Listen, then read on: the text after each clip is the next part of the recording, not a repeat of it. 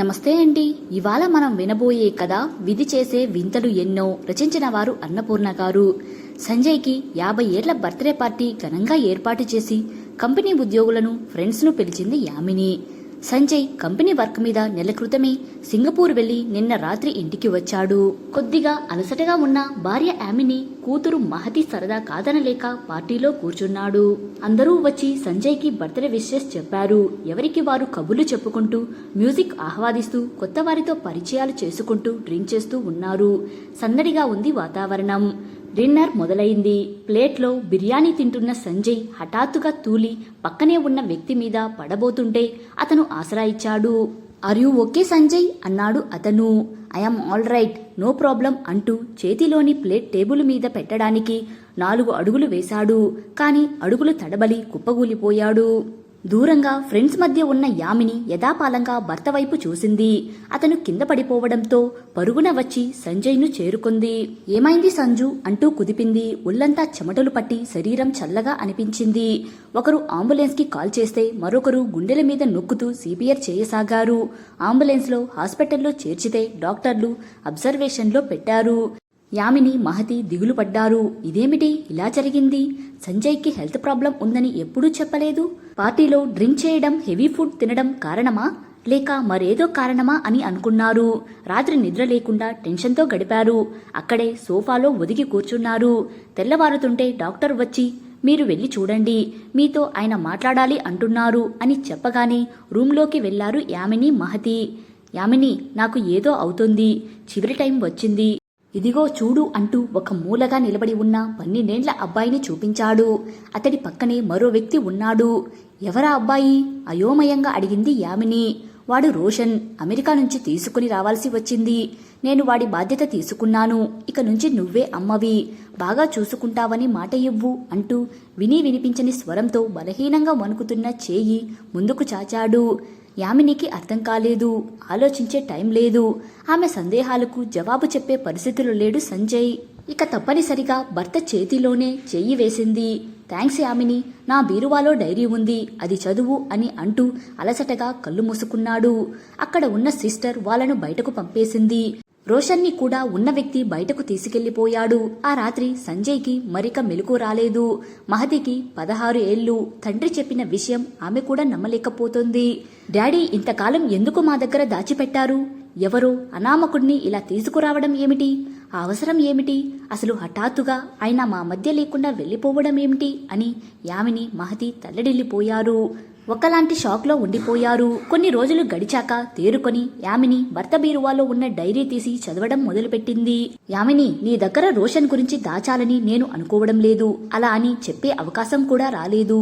మన ఇద్దరి మధ్య ఎలాంటి అభిప్రాయ భేదాలు లేవు. కానీ విచిత్రంగా కొన్ని మన ప్రమేయం లేకుండా జరిగిపోతాయి. అలాంటి సంఘటనే రోషన్ నా ఆశ్రయంలోకి రావడం. నేను తరచుగా కంపెనీ వర్క్ మీద విదేశాలకు వెళుతూ ఉంటాను కదూ. 2020 డిసెంబర్లో నేను అమెరికా వెళ్లాను, గుర్తు ఉందా? అక్కడ మరో అమెరికన్తో కలిసి మన కంపెనీ ఓపెన్ చేయడం వలన కొద్ది కాలం ఉండిపోయాను. మార్చిలో కోవిడ్ రావడం వలన నేను అమెరికాలో, నువ్వు ఇండియాలో స్ట్రక్ అయిపోయాం. అదే సమయంలో నేను ఉండే అపార్ట్మెంట్ పక్కనే నేహా, రోషన్ అనే తల్లి కొడుకు ఉన్నారు. నేహా మన కంపెనీలో మేడ్గా పనిచేసేది. ఆమె ఎవరితోనూ మాట్లాడేది కాదు. తాను కొడుకు అంతే, సింగిల్ మదర్ అని అర్థమైంది. కోవిడ్ మహమ్మారి ప్రపంచమంతా గడగడలాడించిన సమయం. ఎవరికి ఎవరూ సహాయం చేసుకోలేని దుస్థితి. నేహాకి కోవిడ్ వచ్చింది. అప్పుడు ఆమెను హాస్పిటల్లో చేర్చి రోషన్ను నేను దగ్గరకు తీశాను. దురదృష్టం, నేహా హాస్పిటల్ నుంచి తిరిగి రాలేదు. రోషన్కి అప్పుడు 10 ఏళ్ల వయసు. కానీ ఒకరికి ఒకరు ప్రాణంగా ఉండే తల్లి మరణం తట్టుకోలేకపోయాడు. అప్పుడే నిర్ణయించుకున్నాను, అతడిని నేను కనిపెట్టి ఉండాలని. నేహా అపార్ట్మెంట్ని నేను కంపెనీ కోసం రెంట్కి తీసుకుని సర్దుతుంటే రూమ్లో ఒక లెటర్ కనబడింది. నేను చనిపోతే రోషన్ను ఇండియాలో ఉంటున్న తన మదర్కి అప్పగించమని అడ్రస్, ఆమె bank account, Roshan immigration documents ఉన్న ఒక కవరు. అన్నీ ఒక బాక్స్లో పెట్టి ఉంచి ముందు జాగ్రత్త తీసుకుంది. అప్పుడు అమెరికా ప్రభుత్వం విజిట్కి వచ్చిన వారిని అక్కడే కొంతకాలం ఉండేలా అనుమతి ఇచ్చింది. అలా నేను 1.5 సంవత్సరం అక్కడే ఉండిపోయాను. ఇండియా వచ్చాక రోషన్ని ఎలాగో వాళ్ళ గ్రాండ్ మదర్కి అప్పగిస్తాను కదా అని నీకు ఈ విషయం చెప్పలేదు. తీరా నేను ఇండియాకి వచ్చేసరికి ఆవిడ రిహాబ్లో ఉంది. ఎవరిని గుర్తుపట్టే స్థితిలో లేదు. ఏం చెయ్యాలో అర్థం కాక డూన్ స్కూల్లో చేర్పించాను. అక్కడ గార్డియన్గా నా పేరు ఇవ్వాల్సి వచ్చింది. అమెరికాలో మన కంపెనీ లాయర్ సహాయం వలన కేర్ టేకర్గా 2 ఏళ్లు మేనేజ్ చేసి వాడిని కాలేజీకి అమెరికా పంపుదామని అనుకున్నా. నా మీద రోషన్ ఆధారపడి ఉన్నాడు. ఇదే మన కుటుంబంతో రోషన్కి ఉండే అనుబంధం. అది నిజమా లేక నేహతో సంజయ్కి సంబంధమా? యామిని కలవరపడింది. సంజయ్ మంచివాడే, కానీ 2 ఏళ్ల పాటు మాకు దూరంగా ఉన్నాడు. అతడికి చేరువలో ఒక ఒంటరి స్త్రీ ఉంది. జాలి, ప్రేమ, అవకాశం కలిసి వస్తే మగవాడు ఊరుకుంటాడా? ఏదో కథ అల్లుతున్నాడేమో అని సందేహించింది. తల్లి తండ్రిని అపార్థం చేసుకుంటుంది అని మహతి గ్రహించింది. డైరీ రాసిన వారు అబద్ధం రాయరు. అది మానసిక విశ్లేషణ. డైరీ అంటే మచ్చలేని అద్దం. అమ్మా, ఒక నిస్సహాయ స్థితిలో మనిషిని ఆదుకోవడం తప్పు కాదు. డాడ్ అలాంటి మనిషి కాదు అని తండ్రికి సపోర్ట్ చేసింది. తల్లి అనుమానాన్ని పోగొట్టింది. ఆ డైరీని మరోసారి చదివాక విషయం అర్థమై తేలికపడిన మనసుతో మహతికి రోషన్ గురించి చెప్పి ఏం చేద్దాం అని అడిగింది. నాకో చిన్న బ్రదర్ దొరికాడమ్మా, మన ఇంటికి తీసుకుని వద్దాము అంది సంతోషంగా మహతి. అవును, మనం ఇప్పుడే వెళ్ళి రోషన్తో మాట్లాడుదాము. డాడీ ఫోన్ నెంబర్ రాశారు డైరీలో అంది యామిని. ఫోన్ చెయ్యగానే రోషన్ పలికాడు. రోషన్, నువ్వు మా ఇంటికి వచ్చేయి. అందరము హ్యాపీగా ఉందాము.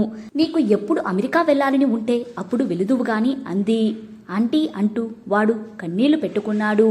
ఏం మాట్లాడాలో తెలియక, డోన్ స్కూల్ నుంచి రోషన్ చదువు పూర్తి కానిదే వాళ్ళు పంపము అన్నారు. పైగా యామిని కొన్ని పేపర్స్ మీద సంతకాలు చేయాలి.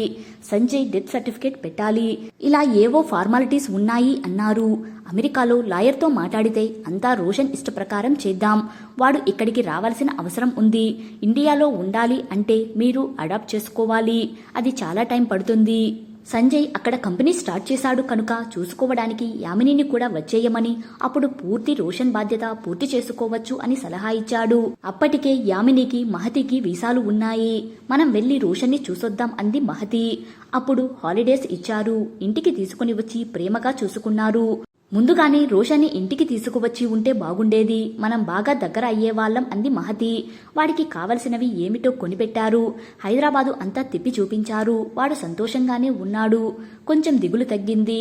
ఎంతైనా ఆడవారి అభిమానంలో ప్రేమ ఉంటుంది, మగవాడి అభిమానంలో బాధ్యత ఉంటుంది.